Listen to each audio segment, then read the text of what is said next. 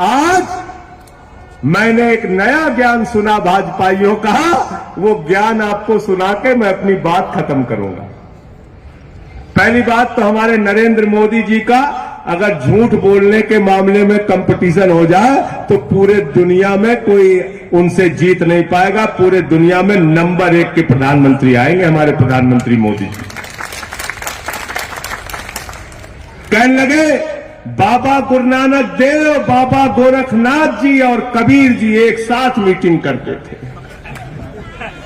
कहने लगे सिकंदर जब बिहार में आया था तो बिहारियों ने मारकर भगाया था, अब सिकंदर बिहार कभी गया नहीं। कहने लगे हमने 125 करोड़ लोगों को घर की चाबी बांट दी। कहने लगे भारत की जनसंख्या 600 करोड़ है, कहने लगे नाली के गैस से चाय बना लो बेटा। यह है मोदी जी। और आज उनसे भी 4 गुना आगे हमारी वित्त मंत्री जी, उन्होंने कहा, लोगों ने कहा भाई रुपया गिर रहा है, डॉलर के मुकाबले रुपया हो गया 83 का, तो वित्त मंत्री जी ने कहा रुपया गिर नहीं रहा है, डॉलर मजबूत हो रहा है। रुपया गिर नहीं रहा है, डॉलर मजबूत हो रहा है। बिट्टू त्यागी से मैंने कहा डीजल महंगा नहीं है, डीजल खरीदने के लिए तुम्हारे पास पैसा नहीं है। छवि जी से मैंने कहा पेट्रोल महंगा नहीं हुआ, पेट्रोल खरीदने के लिए तुम्हारे जेब में पैसे की कमी हो गई।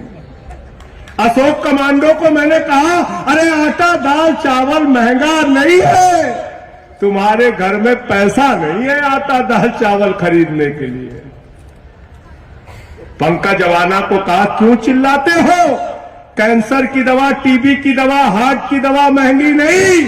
वित्त मंत्री जी कह रही है कि तुम्हारे पास दवा खरीदने का पैसा नहीं, कमी तो तुम्हारी है, उनकी क्या कमी है।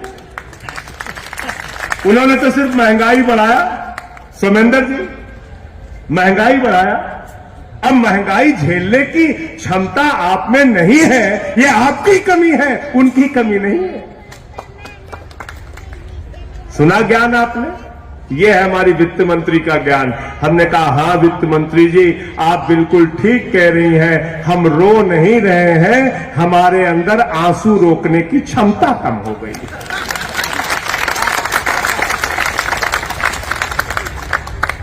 गलत तो नहीं कह रहा हूं, गलत तो नहीं कह रहा हूं। ऐसे ज्ञानियों से छुट्टी ले लो मेरे भाई, बर्बाद कर दिया देश को इन्होंने। 155 लाख करोड़ रुपए का कर्जा है हिंदुस्तान के ऊपर, 155 लाख करोड़ का।